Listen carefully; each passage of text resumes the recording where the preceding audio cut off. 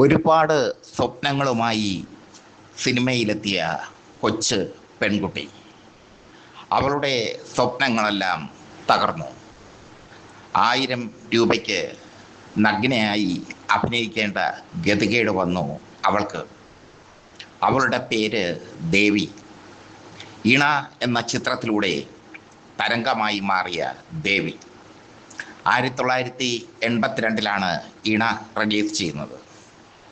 Blue lagoon എന്ന പ്രശസ്ത Hollywood ചിത്രത്തിൻ്റെ റീമേക്കായിരുന്നു, മലയാള റീമേക്കായിരുന്നു ഇണ.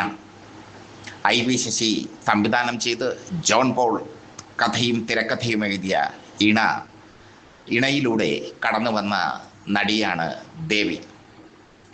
ആന്ധ്രയിൽ നിന്നും സിനിമാ മോഹങ്ങളുമായി മദ്രാസിലെത്തിയതാണ് ദേവിയുടെ കുടുംബം. ദേവിയുടെ പിതാവ് നാട്ടുവൈദ്യനായിരുന്നു. സിനിമാ താരങ്ങൾക്ക് നാട്ടുവൈദ്യ ചികിത്സ നടത്തിയിരുന്നു അദ്ദേഹത്തിന് വലിയൊരു ആഗ്രഹം തൻ്റെ മകളെ നടിയാക്കണം എന്നായിരുന്നു. മകളെ നടിയാക്കി അതിലൂടെ ലഭിക്കുന്ന പണം കൊണ്ട് സമ്പന്നനായി ജീവിക്കുക, ഇതായിരുന്നു അദ്ദേഹത്തിൻ്റെ ആഗ്രഹം. അതിനുവേണ്ടി അദ്ദേഹം ഒരുപാട് ജേർണലിസ്റ്റുകളെ കണ്ടു. ഇറക്കം കുറഞ്ഞ വസ്ത്രങ്ങൾ ധരിപ്പിച്ച് അവരെ കൊണ്ട് ഫോട്ടോ എടുപ്പിച്ച് സിനിമാ മാസികകളിൽ കൊടുപ്പിച്ചു. പക്ഷേ അവസരങ്ങളൊന്നും കിട്ടിയില്ല. ഈ സാഹചര്യത്തിലാണ് ഇണയ്ക്ക് പറ്റിയ നായികയെ തേടി IV ശശി എത്തുന്നത്. നായകൻ മാസ്റ്റർ രഘു. പക്ഷേ നായികയെ ഇണയിലെ കൗമാരക്കാരിയായ പെൺകുട്ടിയെ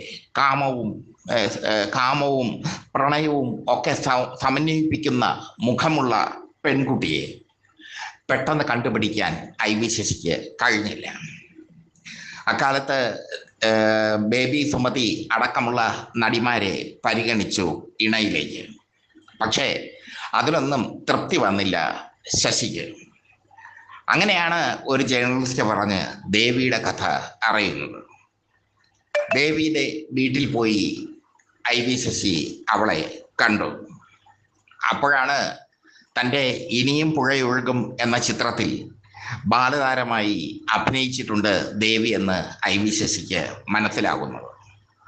എന്തായാലും കണ്ട ആദ്യ നോട്ടത്തിൽ തന്നെ ഇണയുടെ നായികയായി ദേവിയെ തിരഞ്ഞെടുത്തു IV ശശി. നല്ലൊരു തുക അഡ്വാൻസും നൽകി. ഇണയിൽ അഭിനയിക്കുമ്പോൾ രതിരംഗങ്ങൾ അഭിനയിക്കാൻ ദേവിക്ക് ഒരു മടിയും ഇല്ലായിരുന്നു. അതിലെ അരളിപ്പൂങ്കാവുകൾ എന്ന പാട്ടിൽ മാറിടങ്ങൾ കാട്ടി അഭിനയിക്കുന്നുണ്ട് ദേവി. ആദ്യമായി ആർത്തവം വരുന്ന പെൺകുട്ടിയുടെ മാനസികാവസ്ഥ വളരെ മനോഹരമായി ഇണയിൽ അവതരിപ്പിക്കുന്നുണ്ട് ദേവി. തമിഴ്നടി കാഞ്ചനയും ഇണയിൽ ശ്രദ്ധേയമായ വേഷം ചെയ്തിരുന്നു.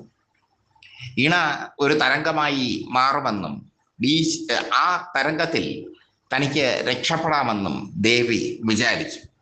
പക്ഷേ ഇണയിലൂടെ സെക്സ് നടി എന്നൊരു വിശേഷണം ദേവിക്ക് ലഭിച്ചു.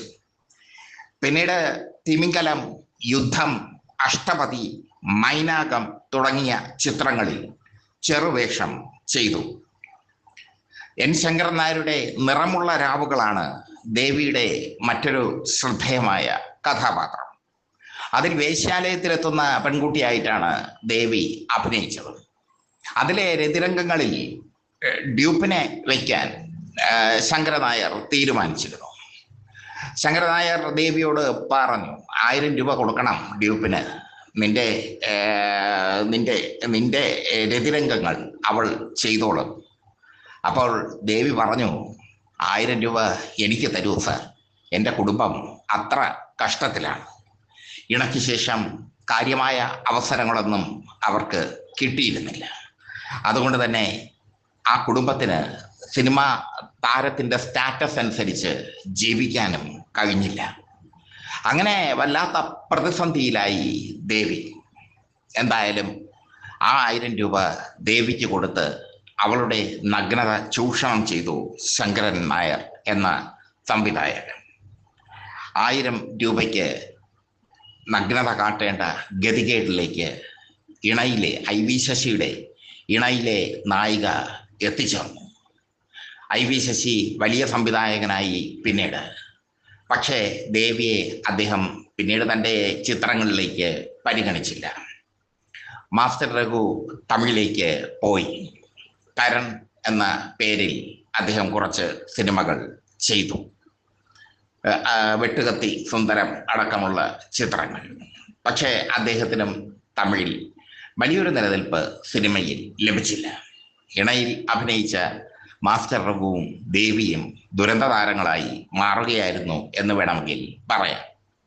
ദേവി എവിടെയാണ്? ദേവിയെക്കുറിച്ചുള്ള അന്വേഷണം എത്തി നിൽക്കുന്നത് അവർ വിവാഹം കഴിഞ്ഞ് മലേഷ്യയിലാണ് എന്നാണ്.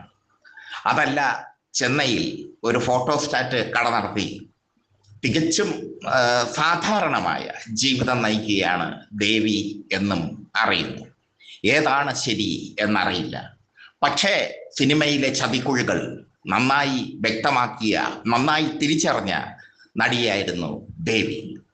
ഇണയിലൂടെ വീശിയടിച്ച ദേവി തരംഗം ഇപ്പോഴും തുടരുന്നു. ഇണ യൂട്യൂബിൽ കാണാം. ഇണ പിന്നീട് പല പ്രാവശ്യം റിലീസ് ചെയ്തു. റിലീസ് ചെയ്തപ്പോഴൊക്കെ അത് വലിയ വിജയമായി മാറുകയും ചെയ്തു.